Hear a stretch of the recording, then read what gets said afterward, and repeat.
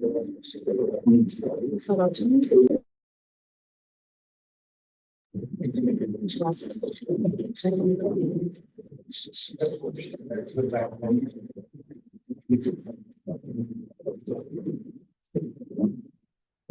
right, I call this meeting to order. Please stand for the pledge. I pledge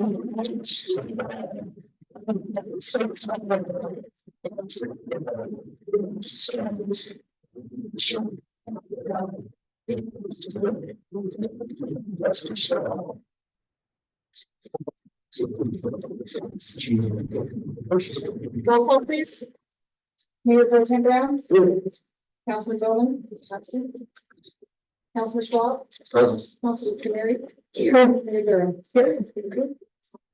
At this time, we will have public comment. We have one person signed up tonight, Jim Weir. When you get to the microphone, please state your name. You do not need to state your address, and you will have 5 minutes. Council, Jim, friends right here, just coming to present a couple of thank yous from the that we had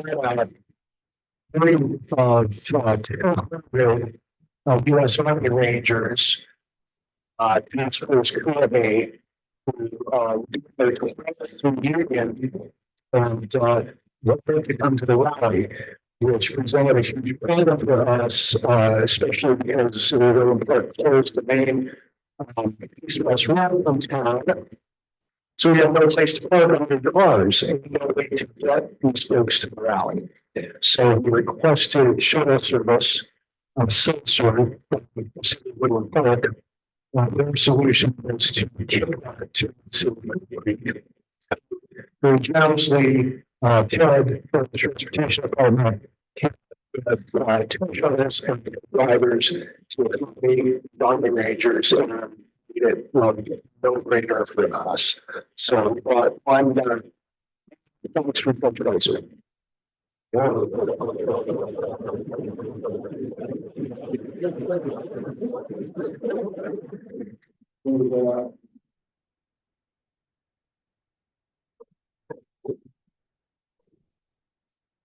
Thanks, Jim.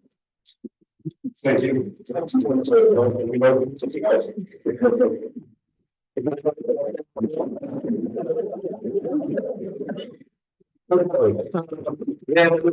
The flag display with our 50-foot flag has become just a huge part of the event. It would be important to people that it really is. And if you go to the Source Colonies page on social media, it shows all of them gathered underneath the big flag. We got 2 trucks to build the flag. We would not have 1 truck. So the last couple of years, our better truck on it, and that flag is really possible. We're hoping maybe next year we'll see a big flag flying over, but this is for the fire department for the history at Memorial Park of the Park.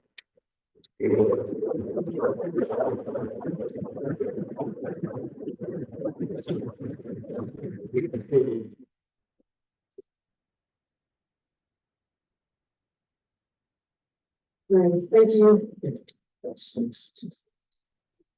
Well, thanks for having us. I'm glad to have you. Appreciate it very much. Should we do the thing? All right, so before we continue with the agenda, we have a special presentation from the Elks. So Pro Tem Brown. Okay, because we have a firefighter in the room, would you come up with them, please? He's the chief of planners here, and of course, one night he's over. I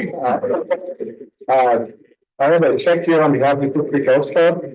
It's for the amount of $500, and it's for the fire department to do whatever you guys seem fit to do with it. It's an appreciation for you guys' hospitality and letting us use the fire department when we have a pancake breakfast down to Derby Days. And we, on behalf of our staff, we really appreciate you guys. Thank you, guys. Thank you. It's our pleasure.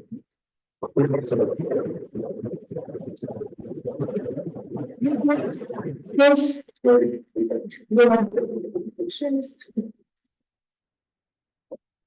Pictures.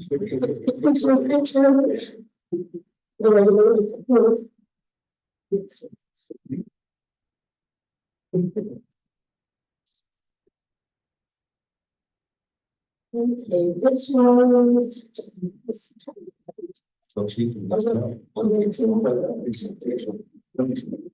Thank you, guys.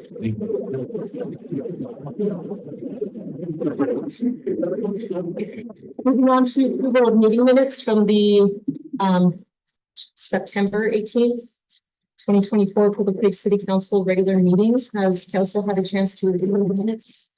Yes. Any changes or revisions? Okay, can I get a motion, please? Make a motion, we approve the minutes from the September 18th meeting. Second. Vote please. Council Bowman. Sorry. Councilor Schwab. Yes. Councilor Tenary. Yes. President Brown. Yes. Yes. Thank you. Moving on to report, City Administrator Frank Salvatore. One thing I have, Mayor, is Jeff Mosier on October 13th has 5 years with the city. So let's see. Unless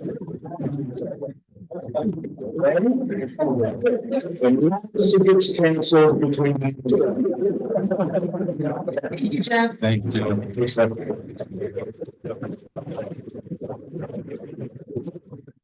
Okay, moving on to Finance Director Monique Edwards. Good evening, Mayor Durham and council members. I'd like to report on the August gaming numbers. August was not as strong as July, but it was close. The AGP was only down $900 from July, which is just about 0.01%. Additionally, we lost a little bit of market share down to 17.2%. However, when we compare 2024 to 2023, the numbers are pretty strong. Coin and table drop was up 8.1% and AGP was up 15%.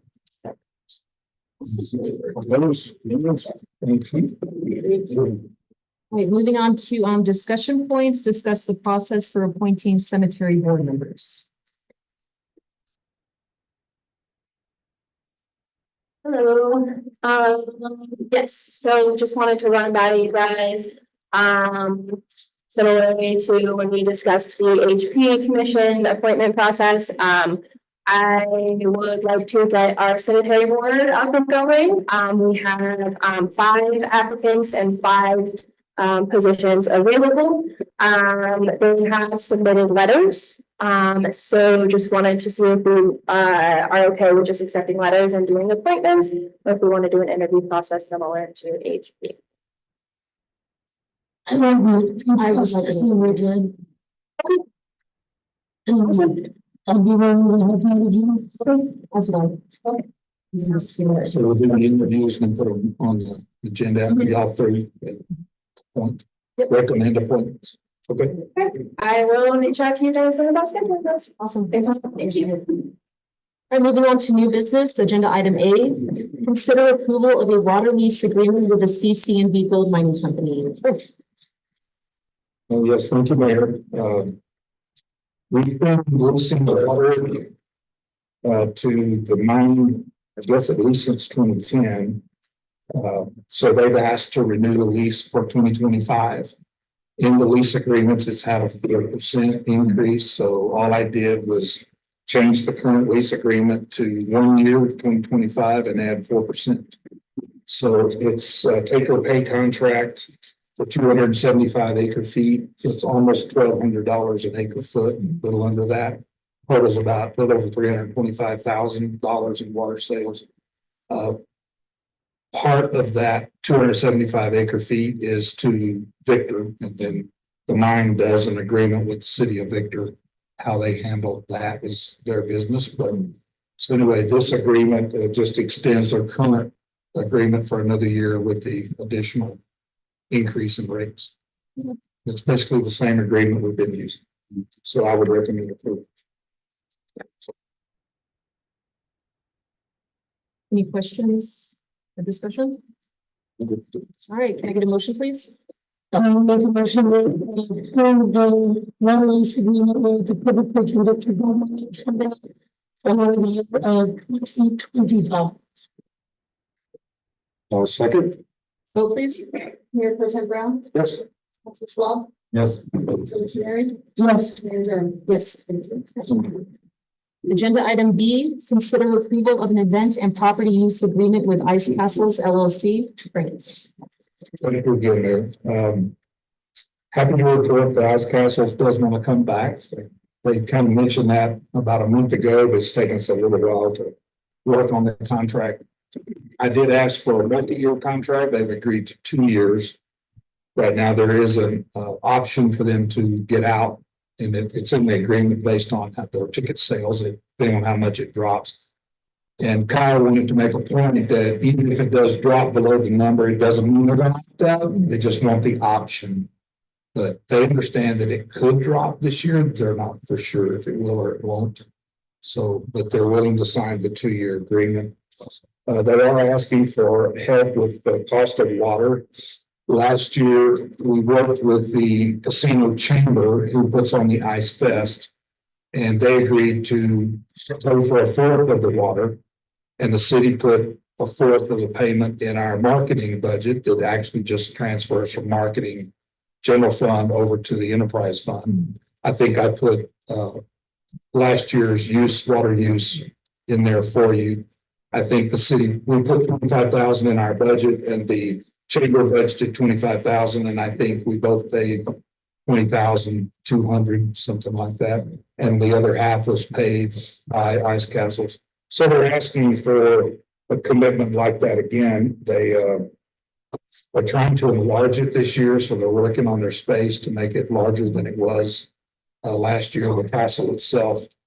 So I'm thinking it might go over the $80,000 that was spent on water last year. So we haven't approved the budget yet. I would have put 25,000 in the marketing budget again to offset water cost. The casino chamber putting on Ice Fest said that they actually lost $20,000 last year. So they said they wouldn't help with the water sales, but the individual casino general managers all said they would individually, not the casino chamber, but the actual casino general managers. So also put in front of you the breakdown. Nick with Barclay Willie's came up with splitting the 20,000 amongst the casinos based on the number of devices they have. So you'll see that he broke it down to 20,000 based on the number of devices, and then, you know, said exactly how much each casino would pay to offset water costs, up to $20,000. And I made contact with all of the casinos, including Colorado Grand and Johnny Nolan's, and the new owners took ownership yesterday, and they agreed to pay their share of water. I also talked to Gary at Double Eagle, and they're in. So all of the casinos are offsetting the cost of water, which I think is great. I don't know that that's ever happened. So, and I think we've got them all committed to help us with Ice Fest. I think they're all going to be involved there too, which is also good. So, I don't have any questions. It's basically the same agreement that they had last year. They're providing insurance, covering the city as an additional insured. They're already over working on the site. They have extended the leases from the property. It's not city property, it's individuals own the property. They've signed contract with those 2 individuals. They've actually worked on an agreement with John Freeman on their property. They parked on his property last year. John's trying to enlarge the parking lot this year. I think last year John provided it free. This year, I think they're paying him something for the use of his parking lot. They're also trying to build into the castle a bar for drinks, and then also a concession area. So that would help us. And then we're also gonna be looking at maybe bringing in some food trucks. That was our biggest complaint we received last year from people that came up, is there wasn't enough places to eat. We do have the district kitchen open since then, and 980 Prime is open, so there are a couple of other places to eat in town. So, but if we can bring some food trucks up, and Triple Crown has agreed we could put them on their lot down here by the old homestead. So I think we're a little more prepared this year than we were last year, hopefully. They're all in the blue block. Yeah, we, What was that big? Going into a blind, I think it still pretty well. But the food piece is really important. So I think that helped contribute to everybody up and down the pass being busier too, though. we definitely did. And then I will say I have some high school students that are very excited to be employed again. So I appreciate the fact that they also employ people locally as well. So, all right, that being said, any further discussion or questions? I got one question here, Frank. You got us, the city set up for 25,000. You got the casino set up for 20,000. What is the estimated with the bigger water or bigger castle possibly? I mean, I don't think it'll go to 90,000, but the way I wrote the agreement is between the city and the casinos, the maximum is 45. If our 25 is needed and their 20 is needed, then it's 45. They pay 45. Anything over 90,000, Ice Castles has to pay 100% of the water cost. So that's the way I wrote the contract. So hopefully we need to spend the 25,000, but again, it's a marketing deal for the city. That's why I recommended last year we put that 25,000 in marketing to get them here and to hopefully get them back. And again, that money based on the water they use is just transferred to our enterprise fund. So it's just an offset for us. also the 90 is still almost 10% more than what they did last year. I don't think they're gonna get there, but I don't think it's larger it's gonna be. You know where they have all of their equipment and everything parked in that corner? That's all going across the street, except the reefers where they actually grow the icicles. And then they talked about a diesel storage. But they're trying to convert, you might know more about this than me, Bruce. They're trying to convert the 240 volt that they had last year. They're trying to hang 480 volt transformers. They brought in a generator last year, diesel generator to run the reefers. They need 480 volt. But they've already contacted Black Hills to change out the transformers to 480 to run the reefers. And then across the street, they're gonna have to bring in 240 volt for what they have over there. It's their workshop and the other things. So they're moving. Hopefully they get all that done before Yeah, it's cold. Last year they started, I think at the end of October, started getting cold at night. They started spraying water and they got it open on December 19th, which is what they were shooting for before Christmas. So sold, he'll get to 135,000 tickets. But I think they did more than Are they gonna have the locals discount again this year? Do you know, the what. the locals discount that they offer? I think, yeah, he hadn't said anything. I'm sure he will offer the same things they did last year to the community. Well, last year there was an issue with some of the folks that lived up in that area, and especially the folks that lived under the train tracks, having access to get home. And I think I saw the parking. It looks like they were going to address an easement for all those people. What I talked to them about is the people that get through, come up with something on their hood, in their windshield.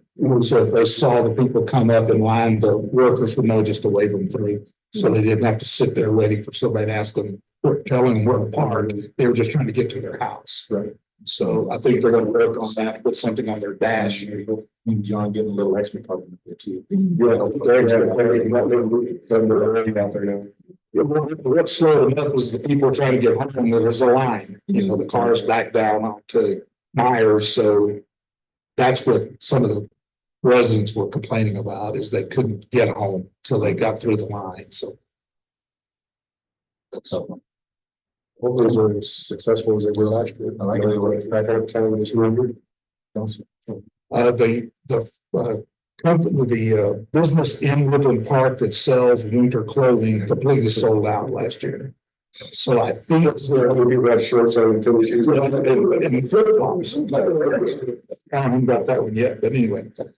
So they sold out. So they are talking about coming up here and putting in a storefront for ice castles and having winter clothing up here, which is good because that's sales tax in Cripple Creek, not in Woodland Park. I talked to Brandy about working, being open different hours and having some winter clothing and stuff too. She said that she has added an employee just for that. So we're be successful. I've talked to the mayor in Woodland Park to, if they talk to their restaurants and their businesses, and let them know, then we're everybody in Teller County to benefit. So I think it helps. And if their restaurants are open, I think that helps people coming up too. Is Steve still planning on building a pathway on the east side of First Street? I know he was talking about just doing a dedicated gravel pathway. Is that still in the works? It's already there. West side, west side. It's on the east side and the west side. It's actually, if people were asking me not to walk up that slope, but people were doing it last year. So what we did was they have the and there was already fall offs on that road on both sides where the dirt has worn away from the asphalt. And so we went in and filled that in on both sides. And then to keep anybody from driving off the edge, he put up barricades, full concrete barricades there on the drop off. So if people, they won't necessarily have to walk in the road. They can walk up the village. We're still going to do the same thing we did last year with Ted. We're still going to have a shuttle down there to carry people up, but people park where they want to park and walk anyway. So It looks a lot better. It does look lovely. it's a wider spot now. So hopefully people don't have to walk in the line of traffic, which is what they were doing last year. So we're trying. Anything else? Mayor and council and Frank, I would like to suggest one minor edit. If I could direct the board to paragraph 5, I was thinking about this on the way up. I think, as Frank, as I understand it, when we get down to the 4th line, reading that the city will contribute 25,000, should actually say contribute up to 25,000, if I understand the transaction correctly, right?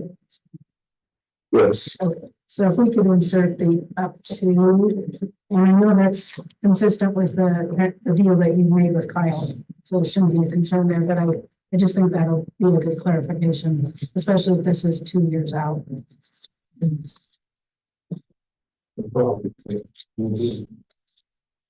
So I think humorous things that's, and that's what we're talking about. Any further discussion? Right, can I get a motion, please?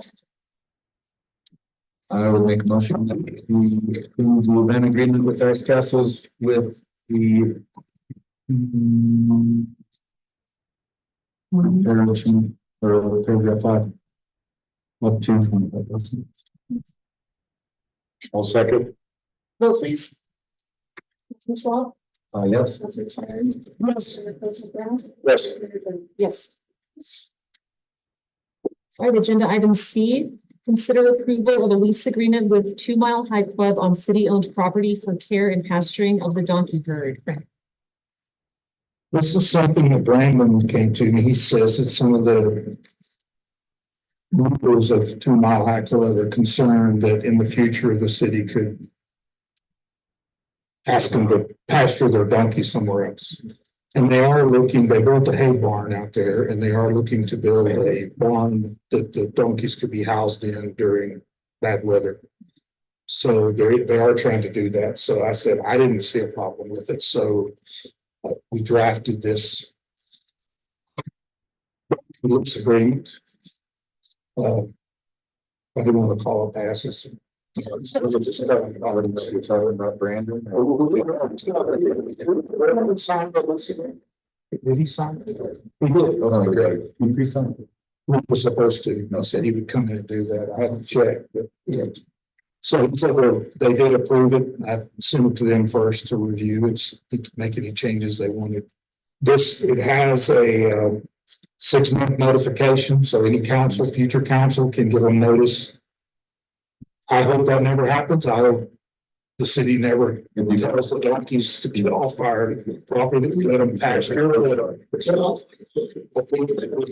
Have an out, the council has to have an out in the future. You don't know what's gonna happen to the property 50 years from now, so there is an out in here for future councils. The rent is nothing. He had his attorney look at it. Their attorney was questioning for it to be a legal lease, it had to have $1 or $10 or some. This has no rent, so do we need to change it? Just remember it. So we had a dollar, $10. I mean, he's already signed it. He said that finally his attorney gave in, but I wanted to ask you if you think it needs. Just looking for some consideration back. We could state the $10. I think the consideration is the goodwill to the municipality and but certainly we can add. We'll this way, and then if I'll ask him again, if his attorney thinks it needs to be there, we'll modify it if it's okay with council. Charge him $10 a year. There are concerns that the city's going to come back and say this was never a valid lease. And we can see the city's going to do that. So the concern operates in the city's, it's neutral to the city. And It's like when he was here the other day and he got permission from council, they're replacing the fence that needs to be. So there are things on city property to help. So it's not like there's anything to benefit the city. The other thing that happens in here is once, my understanding, and correct me if I'm wrong here, but once something is built on city property, it actually becomes the property of the city. So we have started insuring. So the hay barn that they built is now insured by the city, which doesn't cost 2 Mile High Club. If they build a barn for the donkeys, it'll become the city's, and they're gonna have to bring their drawings to council for approval. They can't just go build something. It's gotta be approved by council. So y'all approved the fence the other day, like I shook their head, which I think is great. There's some other modifications out there with a platform for visitors to come and not what's there now. They want to build a different platform for people to give the donkeys their treats or see the donkeys. So there'll be things they're going to be bringing to you and all that's in here. They just have to come get approval from council. How long was this lease agreement? 10 years ago, so it's still. Was this the 2? Relatively renewed. It's Subject to the termination by the city. If it elects with 6 months less. And I'm not concerned about the $10. They would be concerned about putting that in here, but if they have conceded to be fine with it, then yeah. I think the attorney finally conceded to it, but I'll ask him again, and if there's, they want to pay us $10 a year, and I was so that's the serious of $1. No, it doesn't. It's under term and rent right at the beginning of the rent. It says no rent as such shall be required. They're doing all this stuff out there, so it's good. Well, the donkeys are ambassadors, so I think everybody knows they're good ambassadors to the city. I don't see the city getting rid of the donkeys, but anyway. Any questions? Questions or further discussion? I'll make a motion that we approve the lease agreement with 2 Mile High Club for the city owned property and care pasture. For the donkey. Second. Vote please. Mayor Pro Tem Brown? Yes. Councilor Schwab? Yes. Councilor Missionary? Mayor Jones? Yes. Agenda item D, first reading to consider approval of ordinance 2024-8, an ordinance of the city council for the city of Cripple Creek, Colorado, imposing a temporary moratorium on the sale of all plots, all cremains burials, and declaring an emergency in Mount Pisgah Cemetery. Historic Preservation and Planning Coordinator, Mariah. Hello again. I want to start off looking at the ordinance just really quickly. I do have a couple edits there. My foggy brain, my apologies. Changing the verbiage of cremains burial to internment, which is the official legal term for a burial of remains. And then changing immediate internment of a full burial, just leaving it as immediate internment. Again, internment is the legal language for the burial of a casket. I think that's all the changes I have. I know that Aaron has a couple, but I don't know if we want to do presentation first with it. I actually review it and, um,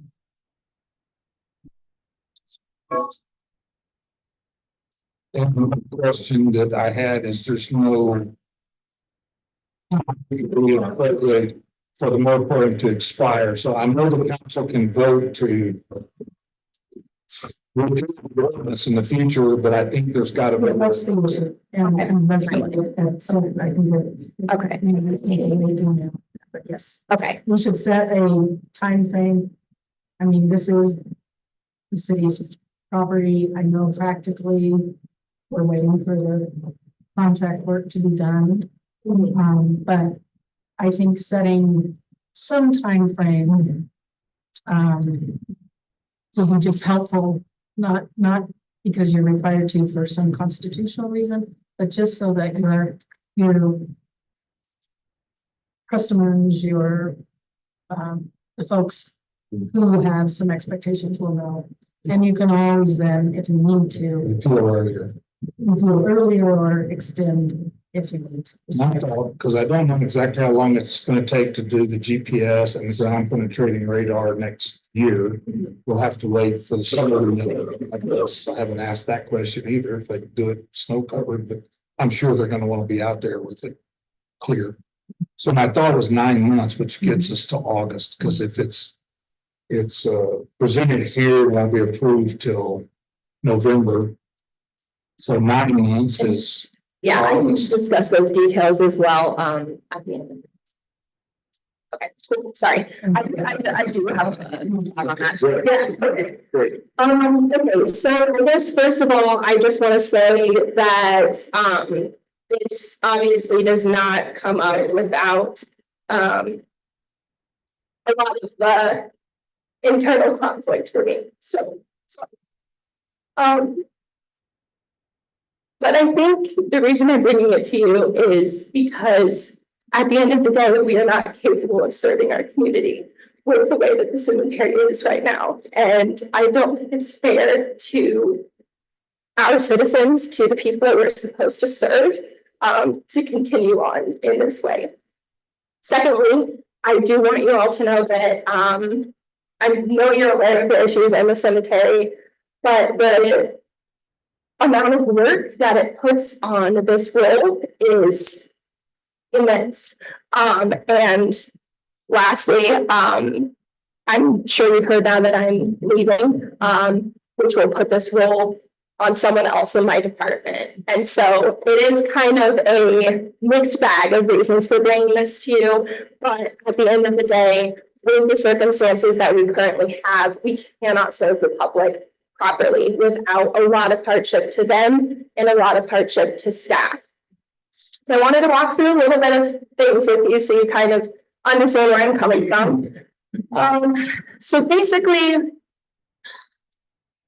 every time. Okay, so. Shoot, okay. So when we have an issue in the cemetery, which is, it depends on the case, we'll do some examples at the end. But our impairment rights reflect real property. They reflect the physical space in which someone is buried and someone has a headstone on it, right? So when I encounter an issue with the cemetery, I have to do a transfer and refile paperwork to make sure that everything is correct, right? So that process alone takes a long time. Some of it will be resolved by our software, which is great to hear, but I don't have it yet. It's still being built custom for us. So this is what we're working with right now. It's like the first slide will never change, and then. Okay, so this is the first piece of paper I have to fill out. Initiating the transfer of an internment right when I find a certificate to be inadequate. This has to be signed by the owner. So I do have to notify, unless the owner of the plot is deceased, I have to notify the owner that this has happened. I can't just change it. So it's, a matter of contacting the owner and saying this situation has happened. I have to have them come in. We have to notarize this paperwork.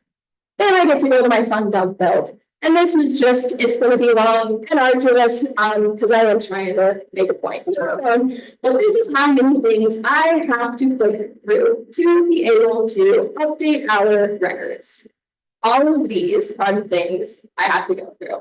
And then, once I finally have a certificate that is updated and right, I take these two pieces down to the courthouse and I pay $13 a sheet and they get recorded with them. So there is a cost to us, not only my time, that whole process I just went through takes me approximately about an hour per internment. This, depending on how busy they are at the courthouse, another hour.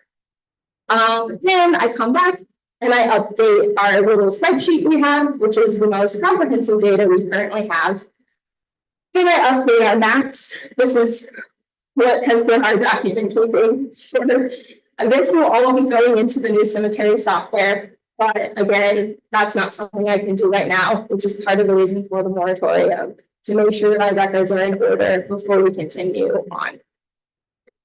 Then I take all these nice fun things and I scan them all, which takes another 15 minutes to scan these into my email, download them onto my computer, put them back into GovBuild, and also print them so we can keep them in paper files because cemetery records have to be kept in paper. And so I just wanted to give some examples of why this is an issue, because obviously one example seems fine. Seems like not a big deal. But what we've run into is pretty complex because of the history of the cemetery, the age of the cemetery, etc. So I have this little diagram. Sorry for the last minute, so it's kind of not super readable, but so imagine that these colors that are on this diagram are different people, right? The one on the left, those are the internment rights that we have assigned. 6 people, there's an existing grave in that little purple circle. This is what my maps tell me, right? It was sold like this by someone before me. No one ever went out to the cemetery. We think that the maps are right, but I get out to the cemetery, that little purple one is in the wrong spot. It's actually higher up and impeding red and yellow's internment. So now I have to move red and yellow. Cool, great, 2 issues, fine. Except when that grave is not just impeding 2 graves, it's impeding 4 graves. So now I have to move green as well as red and yellow. So cool, fine, we do that. Had to move a couple, move on with our lives. Until turns out blue was actually measured wrong and buried in the wrong spot. We thought that it was one thing. Blue died before the rest of the family. We buried it. You know, everyone has internment rights. All fine and dandy. Well, now we have to move everyone. Again, all fine and dandy until we do the cemetery scanning and we find out someone is in yellow and red. And if you move them every time something happens, right? Because it's always a surprise. So if we resolved it here, we thought it was okay, there's enough room. There's 12 feet on those lower plots. We only need 10. So we'll just move everybody down. They'll be a little farther into the right of way. It's fine. But now, what do? Now the family can't be together. And now we've called them once to tell them that they had to move all of their plots. And now we have to move them all again. And that's the issue that I'm dealing with is it's the time that it would take to do all of that, but it's also calling the family. It's, you know, to call a family and tell them that they trusted us with this big thing in their life and we had to redo it. It's a pretty hard conversation for both of us. Cost again. These are the people that involved myself. Public Works and the cemetery maintenance all are involved typically when we have to do any kind of change or anything out of the cemetery. These actions are the things that we sometimes have to review. I did put in your staff report kind of an estimate of what that cost would be. And depending on what we have to do, I'm approximating between $103 and $1,353 just to re-record and transfer internment rights. This is especially if we, we're out there and we've already started to excavate something and then we find a problem, then we have to fill it in, we have to move it, etc. And the cost of fixing, administrative tasks to fix to fix the issues are between $30 and $128. And then the overall, changing, making sure we have the headstones in the right place, that kind of thing is between $103 and $1,353. This is not including the transfer fees, which are at a minimum, $26 per issue, because we have to file, a new certificate of internment and a, transfer document. So it is quite costly. I also put in the budget impact, obviously, not being able to sell plots will have an impact on the cemetery revenue. But I think there is obviously cost associated with having to fix issues as they come up. But I think the marginal cost, again, is really the big issue here. And so lastly, I just wanted to touch on the fact that last time I had to resolve the cemetery issue, I was out there for 3 days trying to figure out how I was going to communicate this to the family, how I was going to resolve it. And just cried. I only cried. I stood up at the cemetery and cried. And if I was upset, what does the family feel? Especially when it's like in their hardship. So I just think that, cost aside, it's a really big issue. And as far as how we handle this with the community, I would hope that they see we're trying to do the right thing. Like, it does suck that we would have to make people wait for internments and for sales. But I think doing it the right way is going to move more. I will caveat that with, there is in the ordinance, well, first of all, there's a precedence. So I did look at other communities who have had to do this before. And what has typically been done is that pre-planning will not be accommodated. So if we have someone pass away with like a full internment, we can still process that and we can still get them set. Tom and I have identified a portion of the cemetery that we believe is fairly clear. There's not a lot of signs of historic graves. There's not a lot of current sales. So it's mostly not sold. We're fairly certain that there are no historic burials.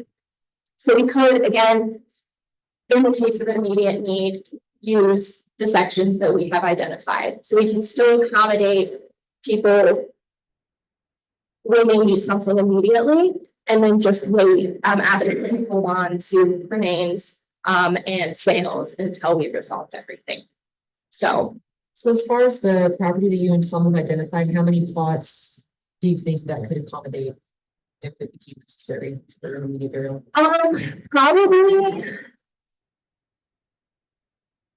30 at least. We've measured out 3.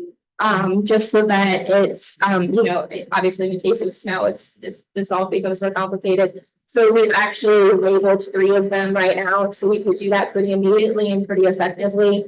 But in that same area, there's about 1 row and about 3 blocks until there's another sign of a previous burial. And there's, between 8 and 10 plots per block. So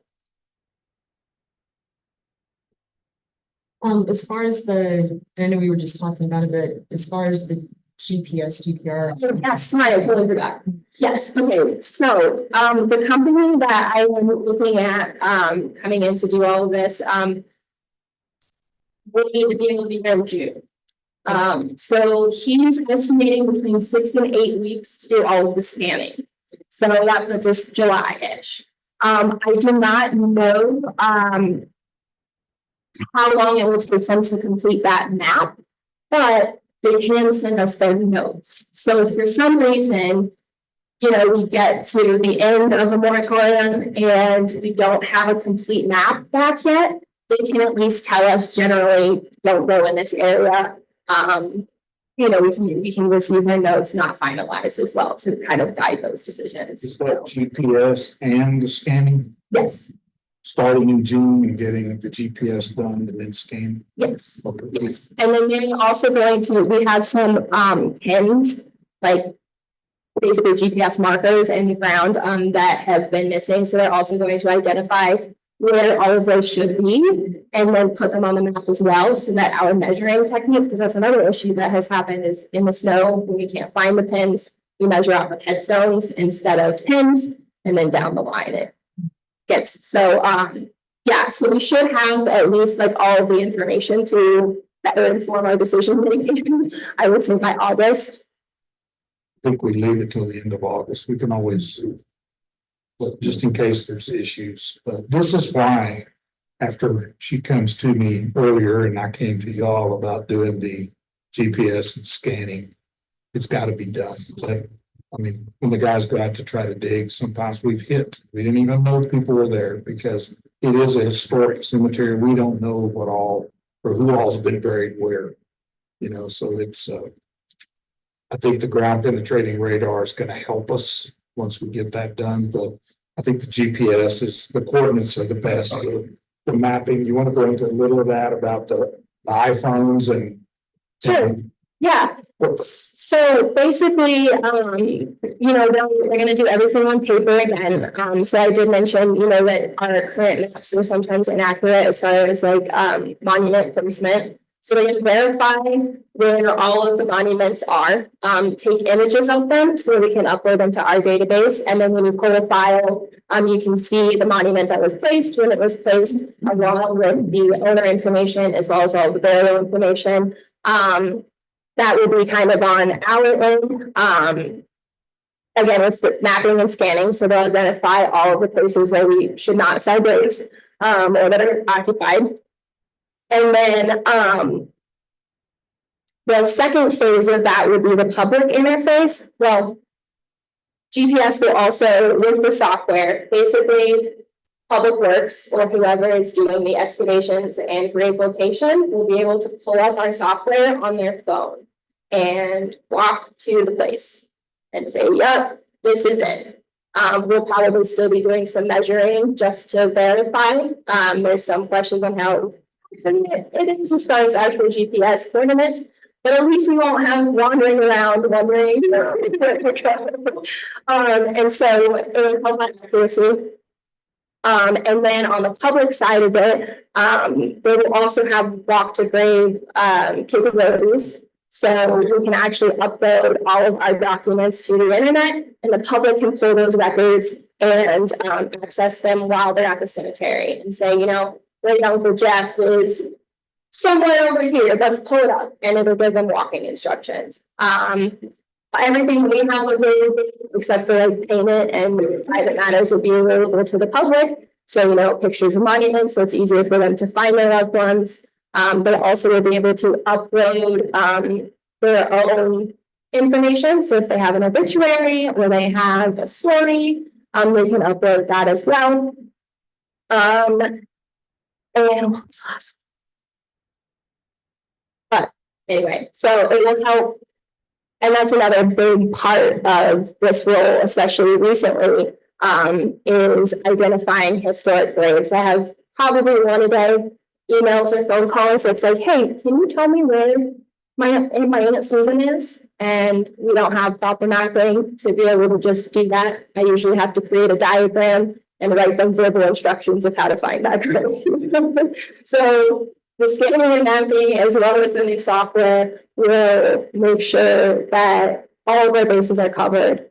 We never have to do something like this again, so. I'm very excited for the software. Me too.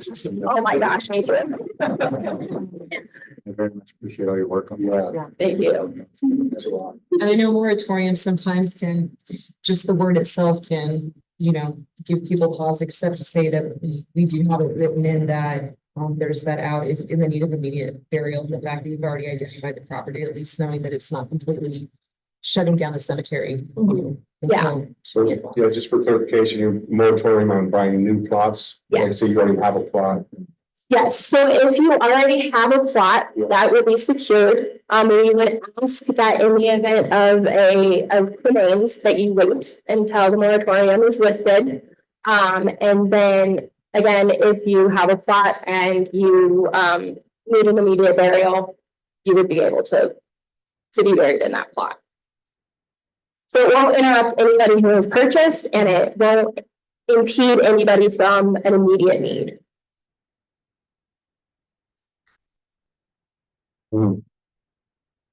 Exciting when this is all done.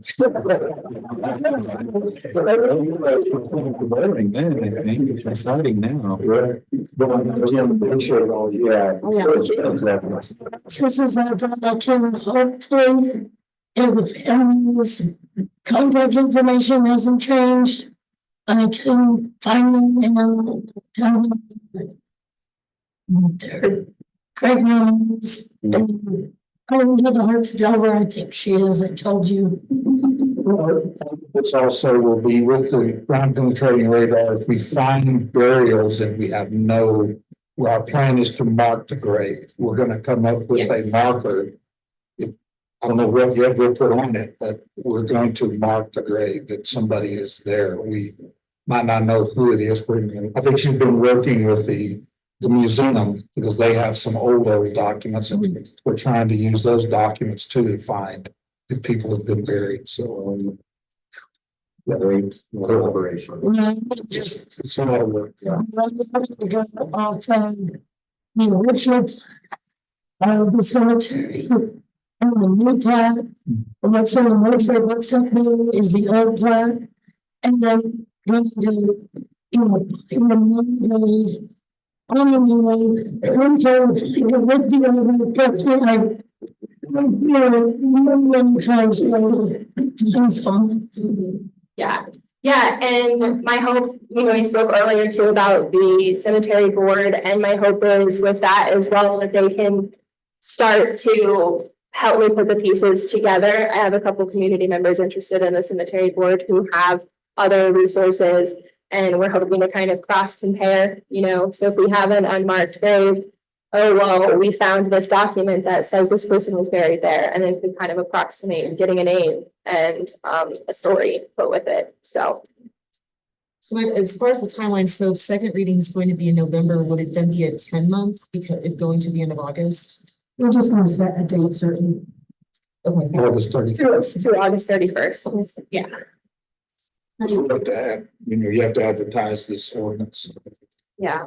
Oh, and then I guess we should mention, that the last clause on that title and then the last section 3, emergency declaration, that would mean that we don't have to wait 30 days for it to take effect, which I think is important, mostly because we don't want 30 days where there's an influx of sales.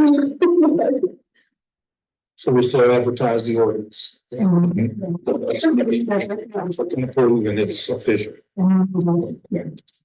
There's a 30-day after publication done. Any further discussion or questions?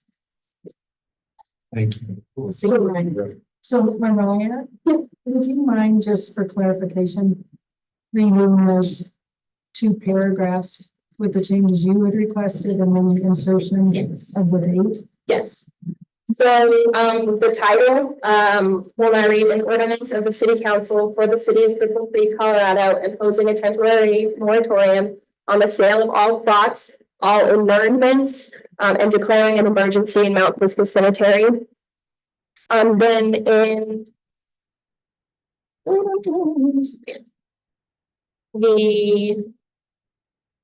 the fifth whereas, immediate internment of a full burial will be changed to immediate internment. And then section 1 will read, effective immediately upon this date of the ordinance, to and through August 31st, 2025, a moratorium is imposed upon the sale of all plots and environments at Mount Pisgah Cemetery.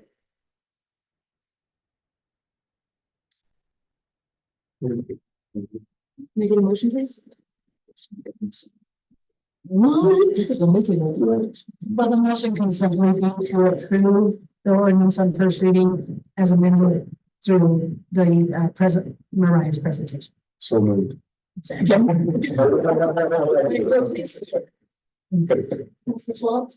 Yes. Councilor Graham? Yes. Mary? Yes. Yes. Thank you. That's where I should have said, right? Who seconded it? Who seconded it? Seconded. Agenda item E, consider approval of a sublease agreement with Aspen Mine Center for the greenhouse basement. Finance Director Maria Edwards. Thank you, Mayor. This request is for approval of a sublease of the basement of the greenhouse to the community of Caring. The community of Caring uses the basement for storage. The lease term is 1 year. There is also a 30-day cancellation provision since the property is for sale. The term of the lease, the amount is $1 per year. And it should be noted that the city's lease with the property owners will expire October 31st of 2025. The staff recommends and asks for council approval of this sublease.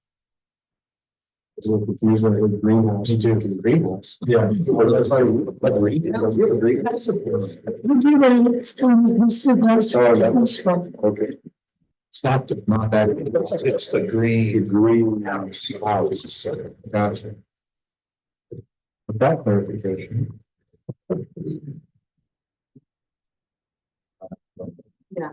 Yes. I'll make a motion that we approve the sublease of the basement of the greenhouse to community of Caring. Second. Roll please. Councilman Tenary? Yes. Councilman Schwab? Yes. Mayor Pro Tem Brown? Yes. Mayor Durham? Yes. Thank you very much. Thank you. All right, for agenda items F and G and Pro Tem, I apologize, I did not discuss this with you beforehand. I will need to recuse myself for both items because I serve on the board for both organizations that those agenda items pertain to. Thanks a lot. So, surprise, sorry about that. So I will leave the room at this time. Mayor Pro Tem Brown will handle agenda items F and G. And then if you could bring me back to her during that. Who's in there? What? Who's in?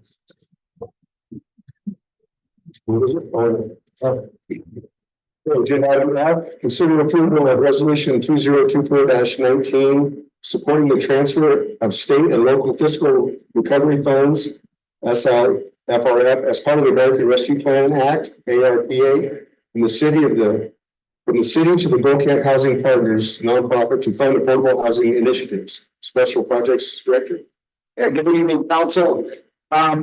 This is a request by the nonprofit housing association that we're nonprofit housing partners to transfer funds from the city to their efforts to do affordable housing in our community. It does meet the requirements, the outdoor requirements that the city must be spending those funds by December 21st of this year. I said that wrong, not spending. Those funds, and so we would be obligating the funds to this nonprofit. They become a sub-recipient and to meet all the requirements that the city would also have to meet for our FLF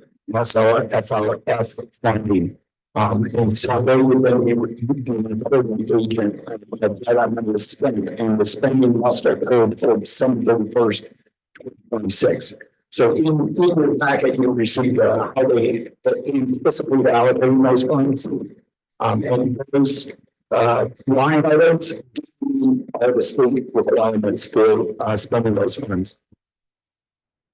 So that the only difference is that the amount that the state allocated to the city was $339,000. That those funds were invested. So there was interest made on those. So the interest would be also included in that transfer of monies. And so that in the documentation, it says including interest earned. And the total of that number right now as of September 30th is $352,797.66. That includes it. And then, of course, if there's any before we make the withdrawal of this month, it's going to be right in that 352, 353. But they've asked for an immediate transfer of those funds so that they can move forward. We do have several housing projects. Their main interest right now is hiring an executive director. And those salaries are approved, use of those funds. And that executive director will then come in and help with some of these housing projects that we have going on currently. So it's a pretty fast turnaround here, so. So this doesn't need a second reading, this can be decided tonight. Just doing this by resolution. What's a resolution? It's not a purpose. Any discussion? Motion? Chair adjournment.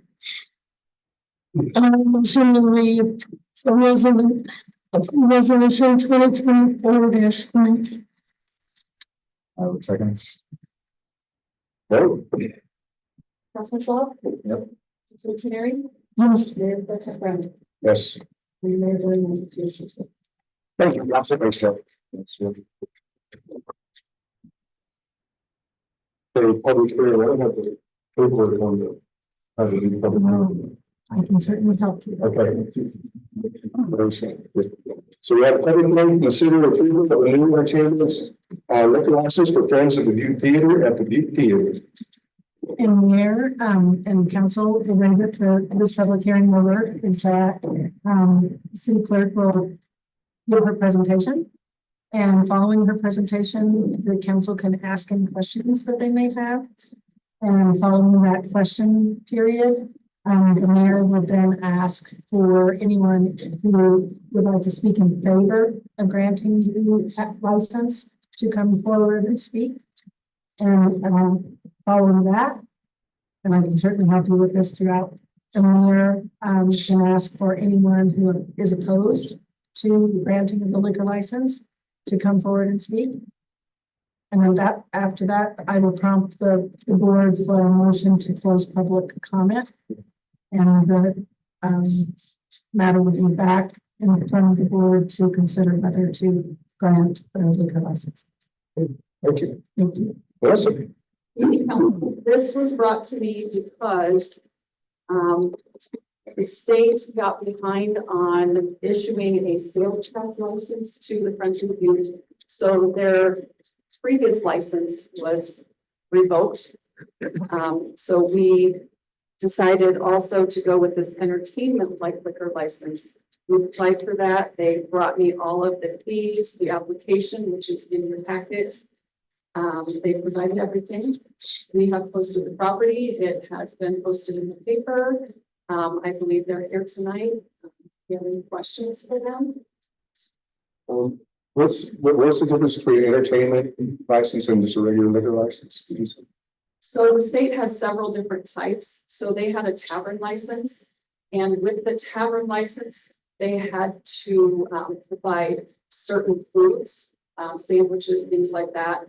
And when I spoke with the state, they had, I believe, popcorn and candy. Okay, so that wasn't sufficient enough for that type. So they recommended it's a new license. It's the entertainment license. So now they're only required to have light snacks and food on site. So they could have like frozen burritos in a refrigerator somewhere. And if somebody comes in and says, I'd like to have a burrito, they can warm it up.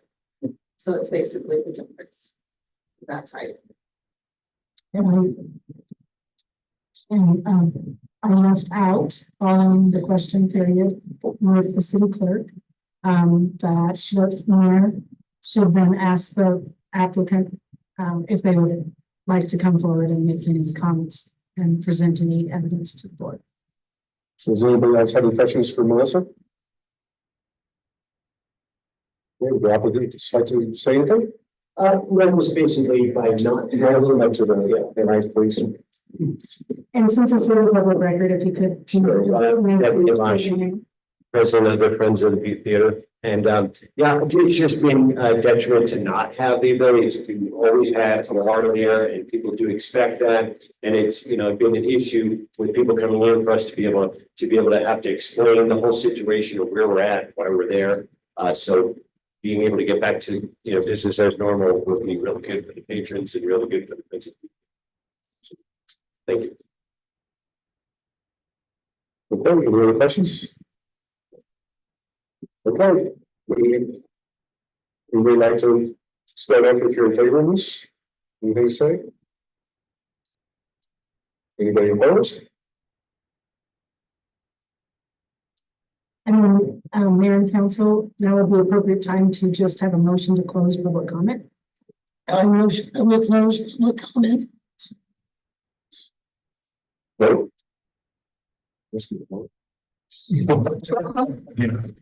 Mayor Pro Tem Brown, Yes. Councilman Trenary. Yes.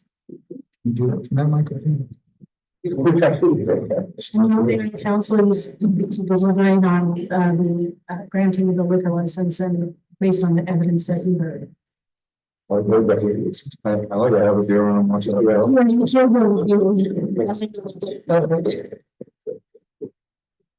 They're talking personally instead of. Professionally also. So additionally, if I can, tag on to this, they've also applied for a special event license so that while this is processing through the state, so I'll send it tomorrow, it's gonna take some time. They will be, operating on a special event license because right now they are not a licensed facility, so it is legal for them to do so. As long as they have their light snacks while they're serving. That only lasts like 2 weeks, though, right? So it's 15 days. So what they've done is they've only covered the show days. And I'm anticipating this will be back within 3 weeks from the state. Once I send it. So that's my hope, but they do have their 15 days right now covered. And is it like a separate motion to it's all? The city clerk has the authority to just issue a special. I'm just letting you know you can have your beverage while we're waiting for this to come back from the state. Very good. Well, so we need to close public comment. Okay. All goes good. We have a motion. I would make a motion that we approve the application from the Friends of the View. Yeah. Okay. I'll second. Vote. Councilman Schwab. Yep. Councilman Trenary. Yes. Mayor Pro Tem Brown. Yes. Mayor Denise. Yes, we did. Thanks. Thank you. Thanks, guys. Good luck this year. Spend that at least Friday. You know, Wait, beer now. What time are we getting? That's bad news, man. My apologies, I didn't.